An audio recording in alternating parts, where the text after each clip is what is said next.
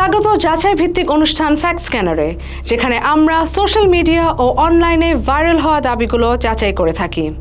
পুরো সময় জুড়ে আপনাদের সাথে আছি আমি জেরিন খান। আজকে পর্বে থাকছে 4টি আলোচিত দাবির বিশ্লেষণ, ডক্টর ইউনূসের পদত্যাগের গুঞ্জনকে ঘিরে 16 ভুয়া তথ্য শনাক্ত, জাতির উদ্দেশ্যে ডক্টর ইউনূসের ভাষণের ভিডিওটি সাম্প্রতিক সময়ের নয়, ইকবাল করিম ভূঁইয়াকে জড়িয়ে ফেস দ্য পিপল নামে ভুয়া ফটো কার্ড এবং শাহজালাল বিমানবন্দর নিয়ে সেনাবাহিনীর বিরুদ্ধে ভুয়া তথ্য প্রচার। চলুন দেখে নেওয়া যাক কিভাবে ছড়ালো এইসব গুজব। যাচাই করি তথ্য, খুঁজি সত্য।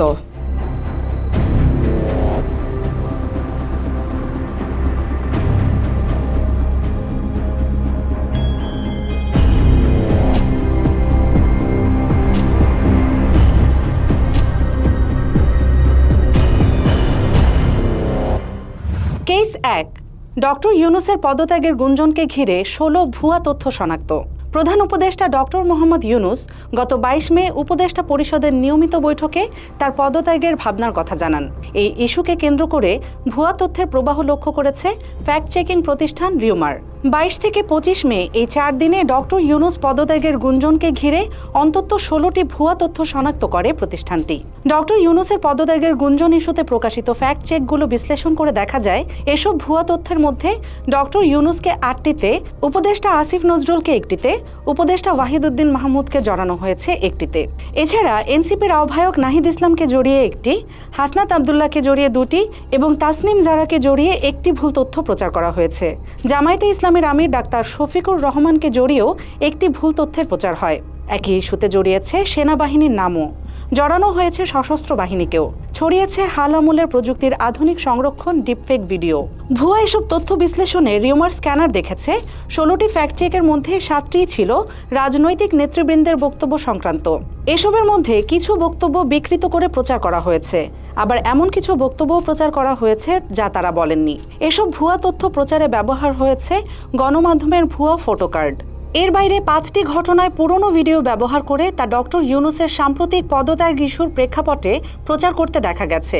এর মধ্যে ডক্টর ইউনূসের ভাষণ দেওয়ার একটি ভিডিও ছিল যা কিনা 2 মাসের পুরনো। উপদেষ্টা ডক্টর আসিফ নজরুলের একটি ফেসবুক লাইভ প্রচার করে দাবি করা হচ্ছিল প্রধান বিচারপতি পদত্যাগ করেছেন, অথচ যাচাই করে দেখা গেল এই ভিডিওটি গত বছরের 10 আগস্টের। একইভাবে পুরনো ভিডিও ব্যবহার করে অপপ্রচার চালানো হয়েছে বাংলাদেশ সেনাবাহিনীকে নিয়েও। গত বছর কোটা সংস্কার আন্দোলনের সময় রাজধানীর বিভিন্ন স্থানে সেনাবাহিনীর টহল দেওয়ার ভিডিওকে ডক্টর ইউনূসের পদত্যাগের গুঞ্জন ইস্যুতে ঢাকার শাহজালাল আন্তর্জাতিক বিমানবন্দরের নিয়ন্ত্রণ বাংলাদেশ সেনাবাহিনী নিয়েছে দাবিতে প্রচার করা হয়েছে। ডক্টর ইউনূসের পদত্যাগের ঘোষণা দাবিতে একটি ডিপফেক ভিডিও প্রচার হতে দেখেছে রিউমার স্ক্যানার। রাজনৈতিক এসব ভুয়া তথ্যে নারী রাজনীতিবিদদের বিষয়ে আপত্তিকর শব্দের ব্যবহার যেমন দেখা গেছে, তেমনি অপতথ্যগুলোকে বিশ্বাসযোগ্য করে তুলতে গণমাধ্যমের ভুয়া এবং সম্পাদিত ফটো কার্ডের ব্যবহার ছিল লক্ষণীয়। এই এক ইস্যুতে গণমাধ্যমের নামে ভুয়া এবং সম্পাদিত ফটো কার্ডে অপতথ্য প্রচারের হার ছিল প্রায় 56%।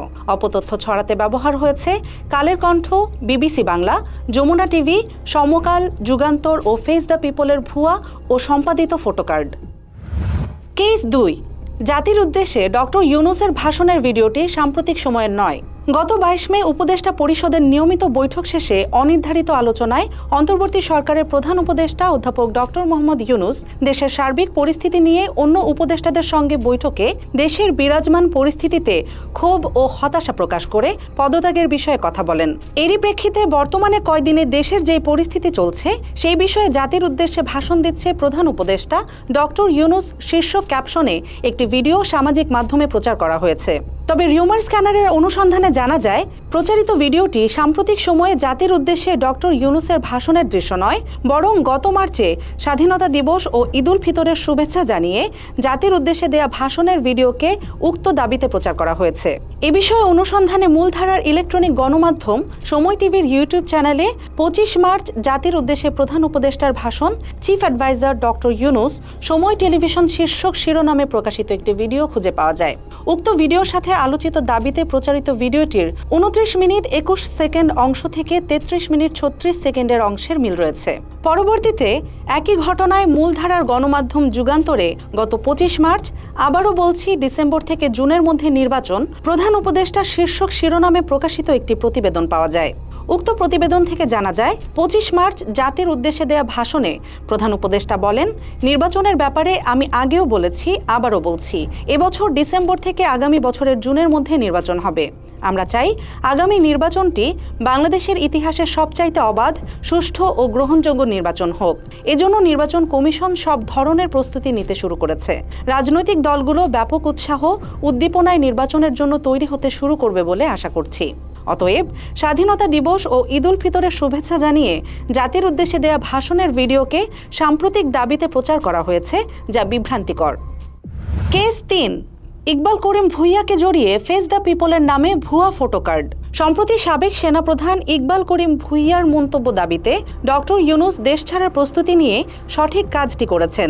সেনাশাসিত সরকারই বর্তমান বাংলাদেশকে ধ্বংসের হাত থেকে রক্ষা করতে পারে, সেনা অভ্যুত্থানের জন্য সবাই তৈরি থাকুন শীর্ষক শিরোনামে অনলাইন সংবাদ মাধ্যম ফেস দ্য পিপল নিউজের লোগো সম্বলিত একটি ফটো কার্ড সামাজিক মাধ্যমে প্রচার করা হচ্ছে। তবে রিউমার স্ক্যানারের অনুসন্ধানে জানা যায়, এরকম শিরোনামে ফেস দ্য পিপল কোনো ফটো কার্ড বা সংবাদ প্রকাশ করেনি, বরং ডিজিটাল প্রযুক্তির সহায়তায় সম্পাদনার মাধ্যমে গণমাধ্যমটির ডিজাইন নকল করে ভুয়া দাবিটি প্রচার করা হচ্ছে। এ বিষয়ে অনুসন্ধানে আলোচিত ফটো কার্ডটি পর্যবেক্ষণ করে দেখা যায়, এতে ফেস দ্য পিপল নিউজের লোগো এবং এটি প্রকাশের তারিখ 23 মে 2025 উল্লেখ রয়েছে। উক্ত তথ্যের সূত্র ধরে ফেস দ্য পিপল নিউজের ফেসবুক পেজে সাম্প্রতিক সময়ে প্রকাশিত ফটো কার্ডগুলো পর্যবেক্ষণ করে উক্ত শিরোনাম সম্বলিত কোনো ফটো কার্ড খুঁজে পাওয়া যায়নি। তাছাড়া গণমাধ্যমটির ওয়েবসাইটেও উক্ত দাবির বিষয়ে কোনো সংবাদ বা তথ্য খুঁজে পাওয়া যায়নি। এ বিষয়ে জানতে ফেস দ্য পিপলের প্রধান সম্পাদক সাইফুল সাগরের সাথে যোগাযোগ করা হলে তিনি জানান, ফেস দ্য পিপল এমন কোনো সংবাদ বা ফটো কার্ড প্রকাশ করেনি। অর্থাৎ ফেস দ্য পিপলের ফটো কার্ডের ডিজাইন নকল করে আলোচিত ফটো কার্ডটি তৈরি করা হয়েছে। ইকবাল করিম ভূঁইয়া ফেসবুকে তার ব্যক্তিগত অ্যাকাউন্টে নিয়মিতই বিভিন্ন বিষয়ে পোস্ট করে আসছেন। 23 মে তিনি এক পোস্টে লিখেন, 1/11 এর পুনরাবৃত্তি চাই না। এরূপ অসাংবিধানিক কর্মকাণ্ডে সেনাবাহিনী অতীতে ব্যাপকভাবে ক্ষতিগ্রস্ত হয়েছে। নতুন করে আরও ভোগান্তি ডেকে আনা ঠিক হবে না। এ নিয়ে গণমাধ্যমে সংবাদও প্রকাশিত হয়েছে। তবে আলোচিত দাবিতে তার ফেসবুক অ্যাকাউন্টে কোনো পোস্ট বা মন্তব্য পাওয়া যায়নি। দেশের গণমাধ্যমগুলোতেও উক্ত দাবির বিষয়ে কোনো তথ্য মেলেনি। সুতরাং ডক্টর ইউনূস দেশ ছাড়ার প্রস্তুতি নিয়ে সঠিক কাজটি করেছেন। সেনাশাসিত সরকারই বর্তমান বাংলাদেশকে ধ্বংসের হাত থেকে রক্ষা করতে পারে, সেনা অভ্যুত্থানের জন্য সবাই তৈরি থাকুন শীর্ষক শিরোনামে ফেস দ্য পিপলের নামে প্রচারিত ফটো কার্ডটি ভুয়া ও বানোয়াট। কেস 4, শাহজালাল বিমানবন্দর নিয়ে সেনাবাহিনীর বিরুদ্ধে ভুয়া তথ্য প্রচার। সম্প্রতি শাহজালাল আন্তর্জাতিক বিমানবন্দরের নিয়ন্ত্রণ বাংলাদেশ সেনাবাহিনী নিয়েছে দাবিতে সামাজিক যোগাযোগ মাধ্যমে একটি ভিডিও প্রচার করা হয়েছে। তবে রিউমার স্ক্যানার টিমের অনুসন্ধানে দেখা যায়, বাংলাদেশ সেনাবাহিনীর শাহজালাল আন্তর্জাতিক বিমানবন্দরের নিয়ন্ত্রণ নেওয়ার দাবিতে প্রচারিত তথ্যটি সঠিক নয়। প্রকৃতপক্ষে গত বছর কোটা সংস্কার আন্দোলনের সময় রাজধানীর বিভিন্ন স্থানে সেনাবাহিনীর টহল দেওয়ার ভিডিওকে আলোচিত দাবিতে প্রচার করা হয়েছে। অনুসন্ধানের শুরুতে আলোচিত ভিডিওগুলো পর্যালোচনা করে রিউমার স্ক্যানার ভিডিওগুলোর ডান পাশের উপরে ভয়েস অফ আমেরিকা বাংলার লোগো দেখতে পায়। পরবর্তীতে ওই লোগোর সূত্র ধরে ভয়েস অফ আমেরিকা বাংলার ইউটিউব চ্যানেলে 2024 সালের 22 জুলাই কোটা সংস্কার আন্দোলন, সোমবার ঢাকার রাস্তায় সেনাবাহিনীর টহল শীর্ষক শিরোনামে প্রচারিত একটি ভিডিও খুঁজে পাওয়া যায়। ভিডিওটি পর্যালোচনা করে দেখা যায়, আলোচিত দাবিতে প্রচারিত ভিডিওটির সঙ্গে ওই ভিডিওর মিল রয়েছে। এছাড়াও ভিডিওটির শিরোনাম ও বিস্তারিত বিবরণী দেখে জানা যায়, এটি গত বছরের কোটা সংস্কার আন্দোলন চলাকালীন সময়ে ঢাকা সহ সারা দেশে কারফিউ জারি থাকাকালীন সময়ে 22 জুলাইয়ের ভিডিও। অর্থাৎ ওই ভিডিওটির সঙ্গে আলোচিত দাবির কোনো সম্পর্ক নেই। পরবর্তীতে আলোচিত দাবিটির বিষয়ে অনুসন্ধানে কিওয়ার্ড সার্চের মাধ্যমে অনলাইন ভিত্তিক গণমাধ্যম দ্য ডেইলি ক্যাম্পাসের ওয়েবসাইটে গত 23 মে বিমানবন্দর সেনাবাহিনী নিয়ন্ত্রণে ভাইরাল গুজব নিয়ে যা জানা গেল শীর্ষক শিরোনামে প্রকাশিত একটি প্রতিবেদন খুঁজে পাওয়া যায়। প্রতিবেদনটি থেকে জানা যায়, শাহজালাল আন্তর্জাতিক বিমানবন্দর সেনাবাহিনীর নিয়ন্ত্রণে নেওয়ার দাবিটি সম্পূর্ণ মিথ্যা। প্রতিবেদনে ঢাকা মহানগর পুলিশের বিমানবন্দর থানার ভারপ্রাপ্ত কর্মকর্তা তাসলিমা আক্তারের বরাতে জানানো হয়, ঈদুল আজহাকে সামনে রেখে সাধারণ মানুষের নিরাপত্তা নিশ্চিত করতে বিমানবন্দরের আইন শৃঙ্খলা রক্ষাকারী বাহিনীর উপস্থিতি বাড়ানো হয়েছে। এটি নিয়মিত নিরাপত্তা ব্যবস্থা ও প্রস্তুতির অংশ। প্রতিদিনকার মতোই বিমানবন্দরের নিরাপত্তা ব্যবস্থা জোরদার রাখা হচ্ছে। সেনাবাহিনী নিয়ন্ত্রণ নিচ্ছে এমন খবরের কোনো সত্যতা নেই। এছাড়াও জনগণকে এ ধরনের গুজবে কান না দেওয়ার আহ্বান জানান তিনি। সুতরাং বাংলাদেশ সেনাবাহিনী শাহজালাল আন্তর্জাতিক বিমানবন্দরের নিয়ন্ত্রণ নিয়েছে দাবিতে প্রচারিত তথ্যটি সম্পূর্ণ মিথ্যা।